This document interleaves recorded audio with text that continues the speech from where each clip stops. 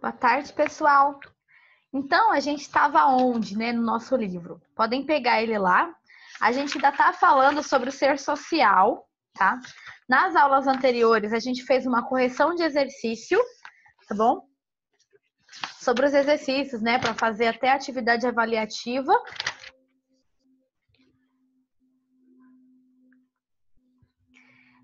Nesse daqui, a gente vai continuar falando sobre o ser social da página 40, tá bom? Que foi o que a gente meio que parou quando a gente estava falando sobre ser social. Então, como eu estava dizendo, né? Vamos continuar então a partir da página 40. Nas aulas anteriores fizemos as correções. Deixa eu destacar o meu. Eu vou compartilhar com vocês os slides que tem ainda, tá bom? Sobre o assunto. Lembrando que a gente. Não é aqui. Lembrando que a gente já falou sobre alguns assuntos. Podem colocar o nome de vocês no chat, tá? Qual página? 40.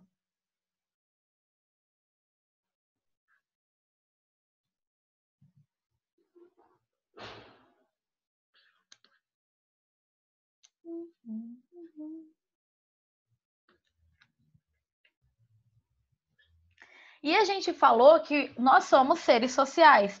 É uma das bases, né, do ser humano. Precisamos viver em sociedade, tá? Então, onde que nós somos só seres sociais? Não. Somos seres políticos, históricos, naturais e tudo, entre outras coisas, religiosos, né? E que tudo isso é necessário para formar o indivíduo como ele é, tudo bem?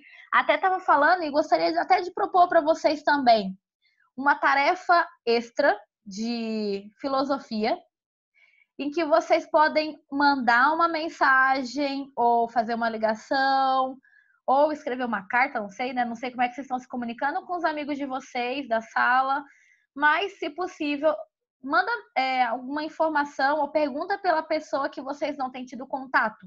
Por quê? Talvez essa pessoa pode estar, né, necessitado de um apoio ou saber que ela é importante de alguma forma e o ser humano ele se relaciona e ele cresce se relacionando, tá bom? Então é uma forma, não é uma coisa difícil de fazer, só você mandar uma mensagem, não precisa ser alguém que você já está conversando sempre. Pode ser, por exemplo, alguém que não tenha aparecido nas aulas, ou você acabou que não sabe muito dessa pessoa nos últimos dias, tá bom? No 8º ano eles pediram para ligar, vocês podem arrumar um outro jeito.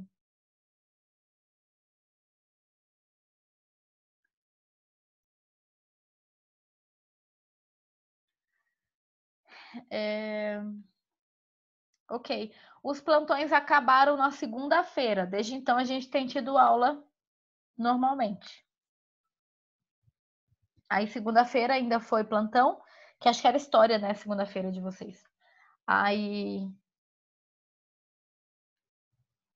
E aí a partir de segunda, né? Agora nós entramos, certo? Acho que vocês receberam, né? Então, a gente falou aqui sobre o ser social, que é por meio dessa sociedade, que pode ser a sociedade do seu núcleo familiar, ou a sociedade de outros, pode ser a escola, pode ser a igreja, pode ser seus amigos, todos eles fazem parte da sociedade e são núcleos sociais. Você aprende como fazer uma higiene adequada, você aprende valores, palavras, a ter mais autonomia, né?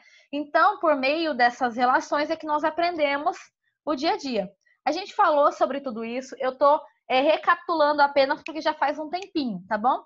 Nossa sociedade individualista, marcada pela competitividade. Não estamos falando sobre características individuais, e sim sobre individualismo, que não é a mesma coisa. A gente vai estudar sobre isso num outro capítulo, mas o individualista ele está voltado apenas para si. O indivíduo ou características individuais, por exemplo, são características únicas que você tem, tá? Marcado pela competitividade, ou seja, ao longo da nossa vida, o ideal é que você cresça acima dos outros, que você tome mais atitudes, ou você enriqueça mais do que o outro, tenha um bom emprego ou tenha uma melhor nota, sem se preocupar com o outro, sendo que, na verdade, muito melhor se todos nós crescermos juntos. Ok. E esse crescimento em conjunto vai muito mais longe, né, do que essa sociedade que dita que você deveria agir apenas sozinho. Por exemplo, no ambiente escolar, você pode competir contra alguém, quem vai ter a melhor nota, certo? Pode ser uma competitividade, porque você quer se sobressair na sala como o melhor aluno. Mas não seria muito melhor se vocês todos estudassem juntos, de algum meio, né? Pode ser, enfim, pode ter vários jeitos, em que vocês trocassem conhecimentos e assim vocês pudessem aprender em conjunto, porque uma coisa é que o Gabriel é muito bom em uma área, talvez ele não seja bom na outra. E se vocês estudam junto, a Bruna, por exemplo, que pode ser boa na área que o Gabriel não é, podem trocar conhecimentos. Então a gente vai muito mais longe junto, muito mais do que individual, né? Só que a nossa sociedade dita que o legal ou o melhor é aquele que se sobressai aos outros, tá? Então é uma competição constante. Isso aqui eu já passei o vídeo. É por meio das amizades, né, que a gente aprende muitas questões de relações, como eu falei, a questão da língua, né? Ou um jeito, uma característica do seu melhor amigo ou da sua melhor amiga, você acaba tendo essa mesma característica. Pode ser um jeito de falar, alguma coisa que pensa numa expressão que seu melhor amigo ou melhor amiga mais fala. Pode ser um jeito de falar, alguma coisa assim. Normalmente acaba que você acaba pegando isso também. Do mesmo jeito que coisas que você faz ou gosta, etc., seu melhor amigo também faz ou gosta. Sabe aquele filme que seu melhor amigo nem gostava, mas você indicou e falou o quanto ele era bom e de repente seu melhor amigo queria conversar com você, ele também começou a ver a mesma coisa? Pode ser um filme, um desenho, ou um mangá, ou um jogo. E aí ele começou a gostar e aí vocês aperfeiçoaram ainda mais a amizade. Então tudo isso faz parte, né, dessa amizade. Aprendemos uns com os outros. Eu lembro que na faculdade, meus amigos gostavam, tipo, eles não se importavam muito, alguns deles, né, em colar na prova. Eles achavam que tudo bem. Só que eu não colava, que eu achava errado. Aí, eles vinham com 10, e às vezes eu tirava um 6, um 7, não era tão bem, né? E aí eles vinham todos, ai, que maravilha, eu tirei 10, não sei o quê. E eu sempre falava, olha, mas esse 10 não foi você que tirou, porque você colou. Não é seu 10. Você não estudou para essa prova, você só pegou do outro. Tá errado. De tanto eu questionar até uma atitude errada dos meus colegas, né, de faculdade, em que eles estavam fazendo algo de errado, acabou que eles também pararam de colar. Ninguém da sala colava, porque todo mundo queria ficar feliz com a nota que era deles, entendeu? Então foi uma coisa assim que a gente pode transmitir. Do mesmo jeito que várias, por exemplo, na faculdade, uma coisa que eu aprendi a gostar, né? Que eu não conhecia, duas coisas. Sopa paraguaia, que eu vim de São Paulo, então meu amigo falou: eu vou te trazer uma sopa paraguaia. E eu pensando, como é que ele vai trazer sopa para a escola, para a faculdade, né? Num potinho e a gente vai ficar tomando sopa paraguaia? Até eu entender que era tipo uma torta, um bolo, né? Aí ele trouxe, eu comi e amei. E era uma coisa que ele amava comer e acabou que eu gostei mais do que ele até. Assim como o tereré, eu comecei a tomar aqui também. Coisas que meus amigos tomavam, eu acabei gostando. Então a gente vai aprendendo, vai se construindo, vai construindo quem nós somos com coisas que a gente aprende com os nossos amigos. E tudo bem. E isso é legal. Faz parte também. Não somos ilhas. A gente não precisa aprender tudo sozinho. Na verdade, somos seres sociais. Precisamos dessa troca constante, tá? Na página... Deixa eu achar onde que tá escrito isso.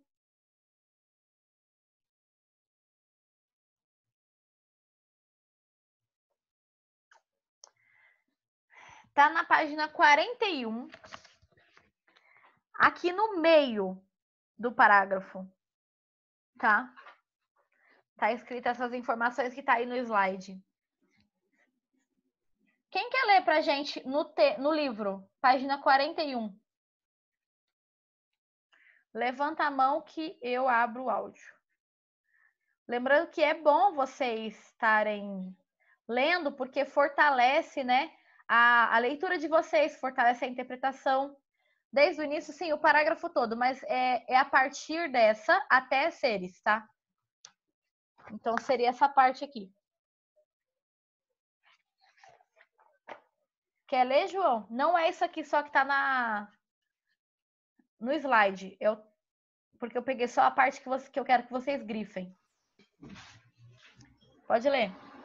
Página 41, pessoal. É a partir dessa condição que começa a ação do homem no mundo. Essa ação é chamada por Marx de trabalho. Trabalho, nesse caso, não pode se resumir a emprego. Trabalho assalariado é uma maneira que os homens estabelecem para produzir a sociedade capitalista. Esse assunto é tratado em oportunidade. Agora, o que interessa é saber que o ser humano, diferente de todos os seres, precisa transformar a natureza, junto às pessoas com as quais estabelece relações sociais. Assim, ele cria um mundo de homens e mulheres. Ao fazer isso, aprende muitas coisas e se modifica constantemente, tornando-se cada vez mais um ser social. Veio a seguir o que Marx, com seu livro Capital, pensa acerca do trabalho, essa atividade própria do ser humano, o que diferencia de todos os outros seres. Obrigada. Pessoal, até voltando um pouco, a gente já tinha lido sobre essa página 40, mas eu vou voltar num parágrafo até que eu pedi para vocês grifarem, né? Disse que o que é mais significativo, Marx, né? 1818, 1883. O que é mais significativo para o ser humano é a sua capacidade de criar. Então, qual é o grande ponto que nos diferenciam, por exemplo, dos animais? É a capacidade de criar. Porque os animais, eles vivem na natureza, mas eles não a modificam. Eles apenas sobrevivem, agindo muitas vezes por instinto. Eu não estou falando que, por exemplo, um animal não tem sentimento. Na verdade, não é científico, mas eu vejo os meus gatinhos mesmo, os meus cachorros, que para mim eles têm. Quem tem animal sabe que parece que eles têm sentimento. Então, independente disso, muito do que eles agem é um modo irracional, né, de sobrevivência. Em compensação, o ser humano, a gente não age só pela sobrevivência. Não é verdade? A gente age porque a gente é criativo, porque a gente quer inventar, porque a gente quer se distrair, porque a gente quer lazer, porque a gente quer estar perto das pessoas que a gente ama. Então, vai muito além do que a sobrevivência básica da alimentação e um local de morar, né? Vai muito além disso. Para o ser humano, a gente precisa disso, de estar vivendo. E o viver é fazer parte dessa criação, tá? Pode ser uma criação de arte, quem aí se interessar. Pode ser criar um jogo. Pode ser você criar uma nova tecnologia que ninguém nunca pensou nisso. Ou uma nova invenção. Ou um novo modo de ensinar. Mas, ainda assim, estamos constantemente criando, tá? E aí ele fala que mais significativo para o ser humano é a capacidade de criar, a partir das condições dadas. O que é que você tem, então, para criar? É isso que você vai mudar. É isso que você vai moldar, né? Uma realidade nova, essencialmente humana, ou seja, a capacidade de transformar a natureza para suprir as suas necessidades. Aprendendo com quem já viveu e atuando em cima do que já foi criado. Então, por exemplo, se eu tenho aqui uma mesa, eu sei de madeira, alguém já mexeu nela. Eu posso criar outras coisas em cima dessa mesa. Coisas que isso pode ser no mundo material, mas pode ser no mundo intelectual? Pode também. Um saber, alguma coisa que, por exemplo, sei lá, sua avó sabia fazer um ponto de crochê que só ela sabe. Isso é um saber intelectual, não está ligado só à ciência. E tudo bem, isso que a sua avó sabia, você pode fazer coisas que ninguém nunca imaginou com isso, se você aprender também. Então, o ser humano, ele tem essa capacidade de criar e recriar, tá?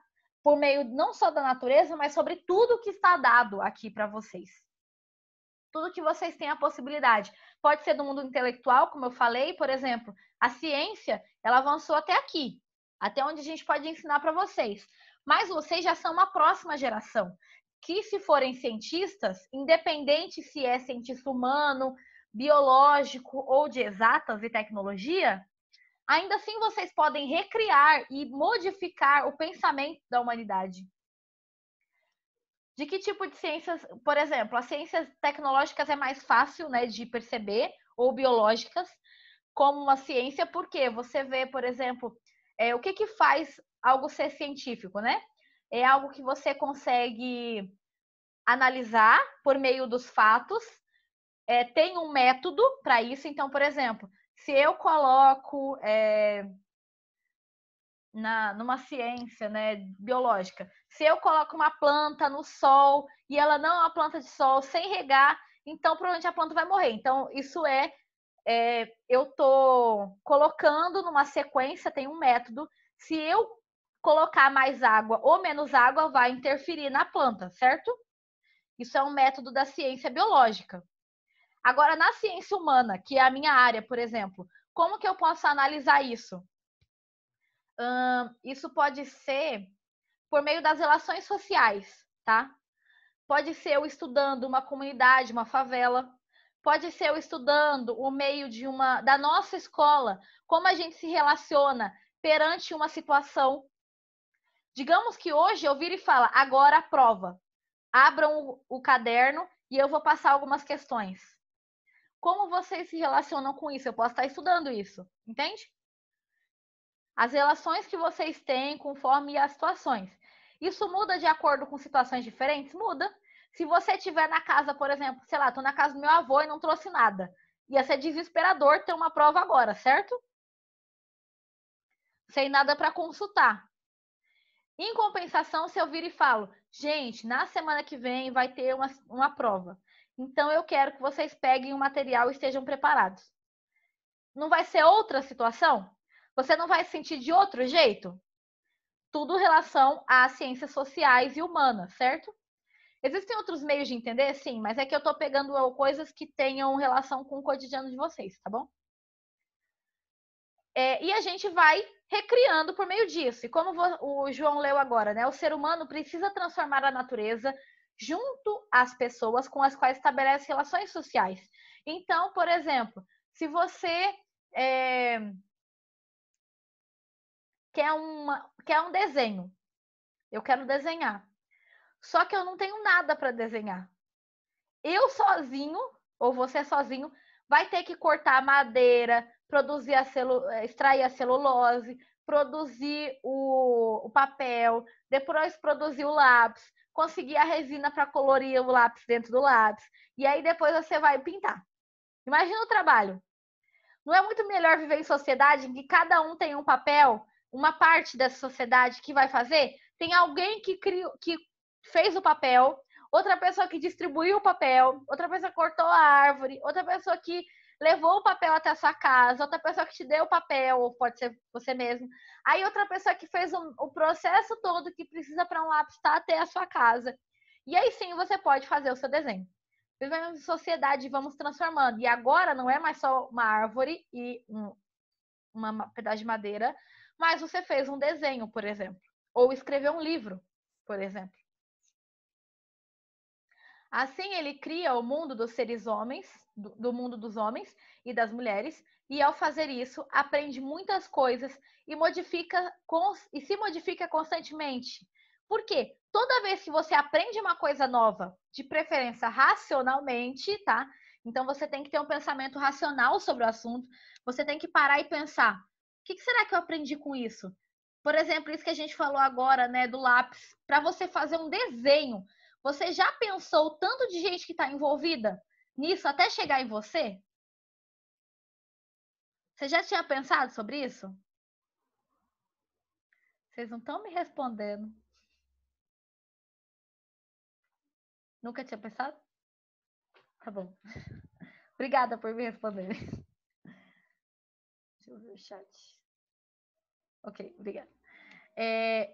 Então você pensa, às vezes uma coisa simples, ela precisa, né, de uma sociedade cooperativa para que um apoie o outro de uma certa forma, até para recriar. E isso modifica a gente também, se a gente pensar de modo racional, tá? Por exemplo, quando a gente fala hoje em dia, então, que o papel, por exemplo, né, é feito da celulose, então, e assim como o lápis, tem que ser extraído, né, de árvores, eu paro muito mais e penso antes de ficar rasgando folha de caderno à torta e à direita.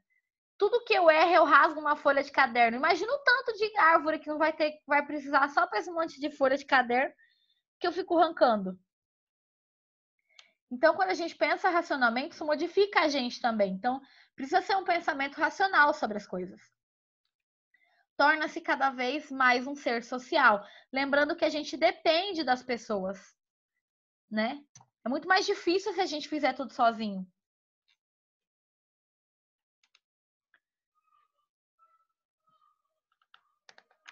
Quem quer ler a próxima parte? Gente, esse daqui é o Marx, tá? Para quem não conhece.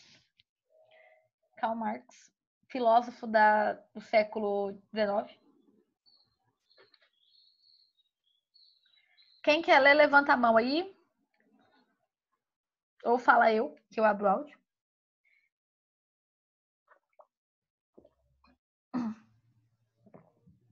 Ninguém quer ler?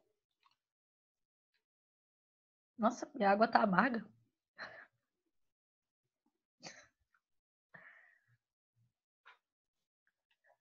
Arthur, quer ler? Página 41. É que eu tenho que achar o meu livro, que eu esqueci onde eu deixei. Tá bom. Daniel, quer ler? Professora, eu tomei um pouco. Tô doendo minha garganta. Tá bom. Eros, quer ler?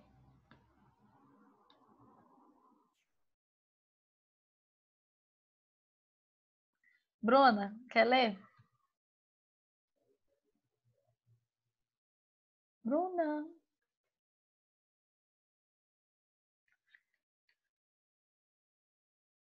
Gabriel, quer ler? Ninguém quer ler, só porque eu tô aqui pedindo. Ah, João, você já leu, tadinho de você. Agora eu leio, beleza. Cadê?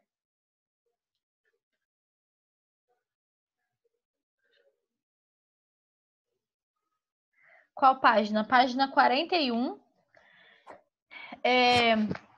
Onde o João parou, né? Que é essa parte aqui. Depois ele falou, né? O Capital. Veja a seguir o que Marx, com o livro O Capital, pensa acerca do trabalho. Essa atividade própria do ser humano que o diferencia de todos os seres. Então, o trabalho, né? Ele está relacionado não apenas ao trabalho. Por exemplo, eu estou aqui trabalhando, né? Para ganhar o meu sustento, mas não apenas por isso. Mas o trabalho que a gente tem no cotidiano, na vida mesmo. Pode continuar, Eros.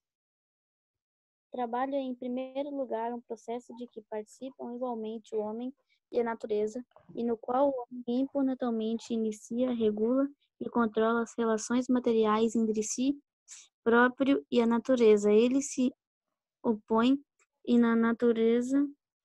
Peraí, me perdi, professora. Não, me achei.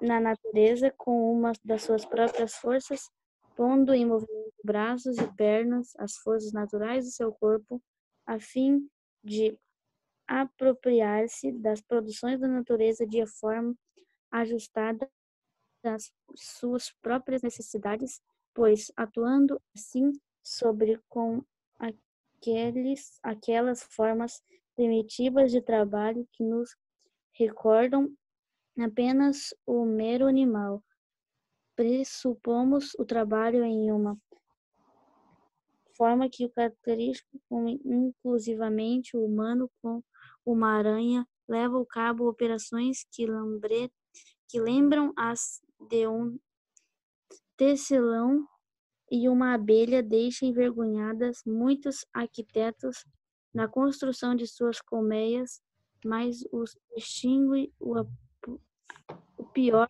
arquiteto da melhor ergue a construção em sua mente antes de erguer na realidade.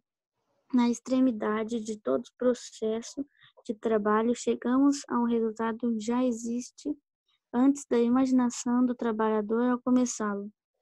Obrigada. Então, né, no início ele fala o trabalho, o homem regula e controla as relações materiais. Não sei se no início. Não lembro de que eu achei essa parte, mas está aqui no meio. Ok. O trabalho, o homem regula e controla as relações materiais entre si próprio e a natureza. No início. É que eu mudei algumas palavras só. Então, o que significa isso, né? Basicamente, é que o homem, então, ele pega o ser humano, tá? Quando eu falo homem, não é só o homem no sexo masculino. Ele acaba pegando aquilo que lhe é dado e ele modifica na sua necessidade, aprimorando-se das produções da natureza e da forma ajustada à sua própria necessidade. Então, ele pega, por exemplo, existe uma casinha para o passarinho. Então, eu sei que eu preciso fazer uma casa para mim também, para me proteger. Então, eu modifico isso para poder as minhas necessidades. Qual que é a minha diferença, então, para os animais, já que eles também constroem coisas da natureza? Também pegam o barro e constroem a casa, por exemplo, João de Barro. A diferença, como ele está falando aqui, é que um arquiteto ou uma pessoa, ele pensou racionalmente antes de modificar. Ele está falando, por exemplo, uma obra arquitetônica, né? Em que o arquiteto primeiro ele pensou, estruturou, foi algo racional para depois virar algo concreto.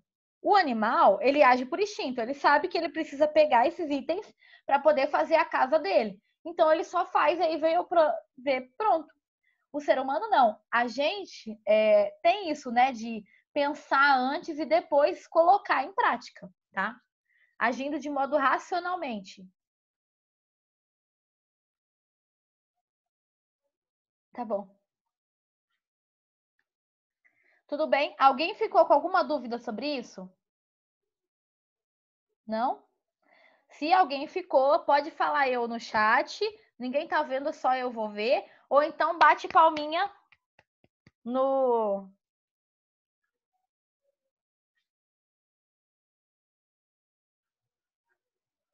aqui do lado, tá? Que daí eu olho e aí eu repito. Ok, bola para frente. Vocês fizeram essas atividades 1, 2 e 3? Do livro? Dá uma olhadinha aí.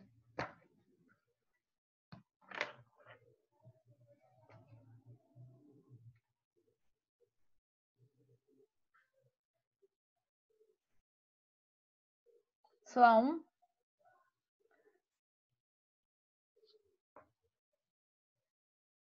Ok. O Daniel vai ler agora. Essa parte de baixo, a aula está acabando. Coloquem aí no chat o nome de quem está participando da aula. No momento, eu só recebi do João e do Daniel e da Amanda. Coloca todo mundo de novo, que é mais fácil quando tá junto. Daniel, eu vou abrir o seu áudio, aí você vai ler essa reflexão, tá bom?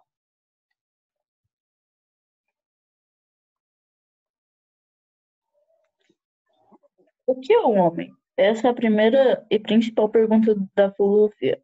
Peraí, deixa eu ler então essa introdução, tá? Desculpa. Antônio Gramsci foi um filósofo que viveu na região da Itália no período do fascismo de Mussolini.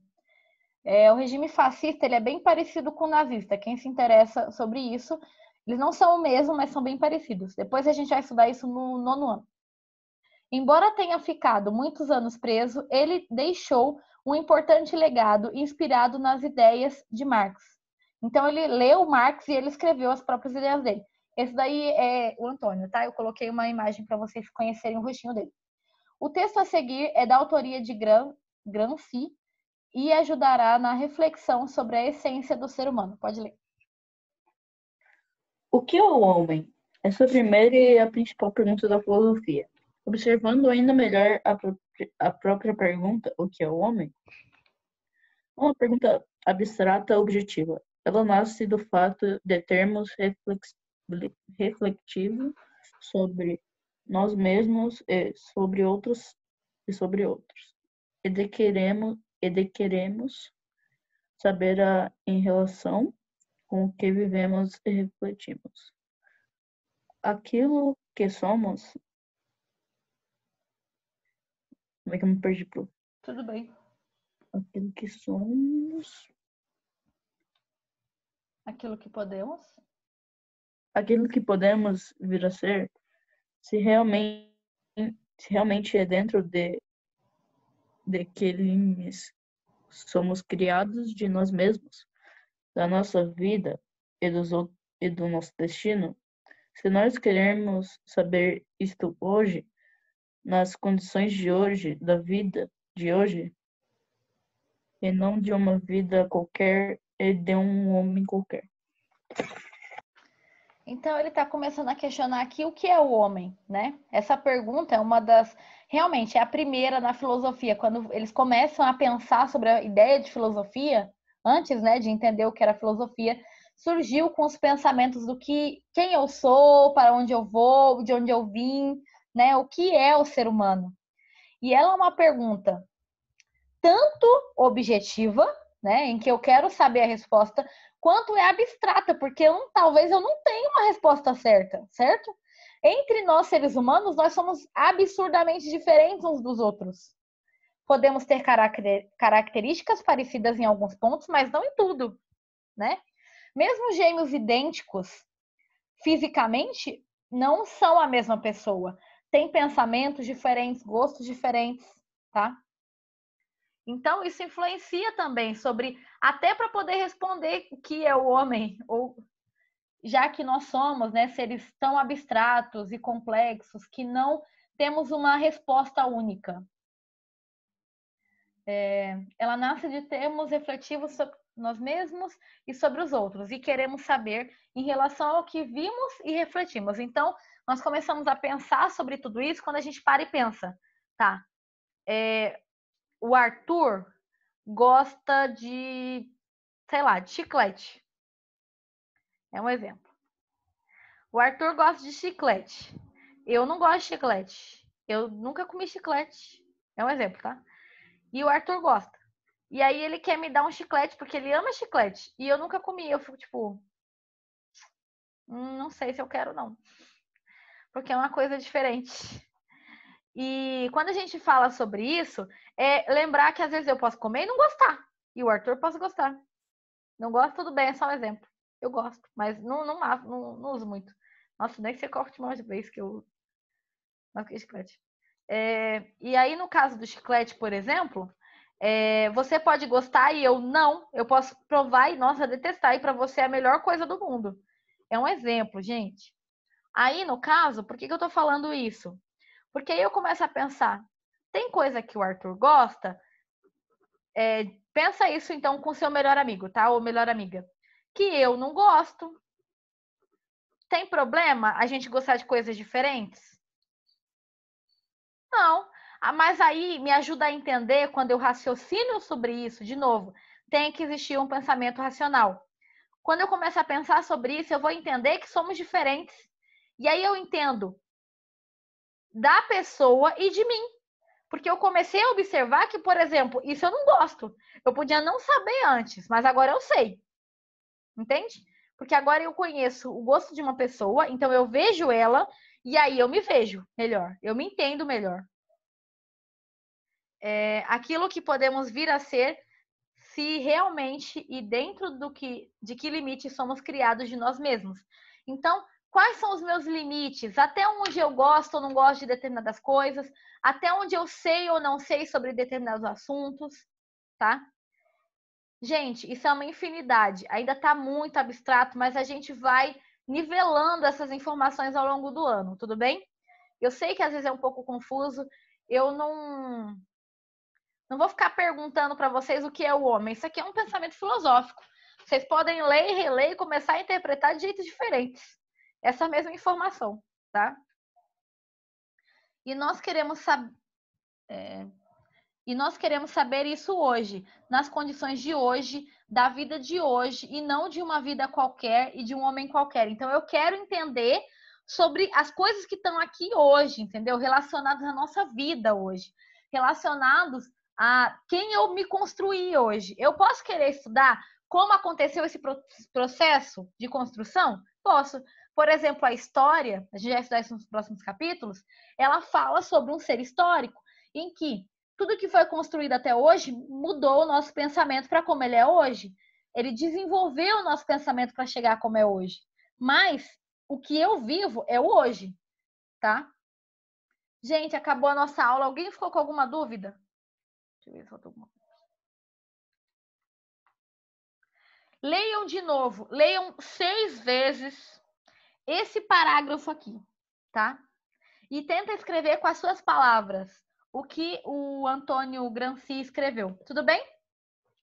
Não esqueçam que eu pedi para vocês, tentem ligar ou mandar alguma mensagem de alguma forma para algum colega ou amigo que você não tem se comunicado muito nessa pandemia, tá bom? Para saber como eles estão. É um exercício positivo,